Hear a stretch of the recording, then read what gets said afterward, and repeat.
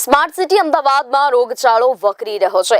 અમદાવાદમાં ઝાડા અને ઉલટી ટાઇફોઇડના કેસોમાં વધારો થયો છે તો જુલાઈ મહિનામાં 21 દિવસમાં ડેન્ગ્યુના 79, ઝાડા ઉલટીના 940, કમળાના 228, ટાઇફોઇડના 423 અને કોલેરાના 32 કેસ નોંધાયા છે તો સાદા મલેરિયાના 14 અને ચિકનગુનિયાના 2 કેસો નોંધાયા છે।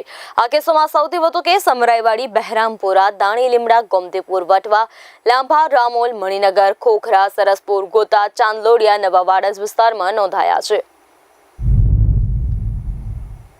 હાલમાં પાણીજન્ય કેસીસ બાબતે લાસ્ટ વીક દરમિયાન ઝાડા ઉલટીના 306 કેસીસ, જોન્ડિસના 78 કેસીસ, ટાઇફોઇડના 138 કેસીસ અને કોલેરાના 15 કેસીસ રિપોર્ટ થયેલા છે।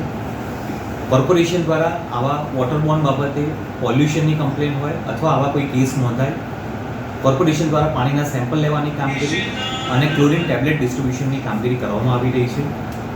જે જગ્યાએ પાણીનું પોલ્યુશન મળી આવે છે તે જગ્યાએ એન્જિનિયરિંગ વિભાગ દ્વારા એના રિપેરિંગની કામગીરી અને કોર્પોરેશન હેલ્થ વિભાગ દ્વારા મેડિકલ વાન મૂકીને જરૂરી સારવાર અને ક્લોરીન ટેબ્લેટનું ડિસ્ટ્રીબ્યુશન કરવામાં આવે છે।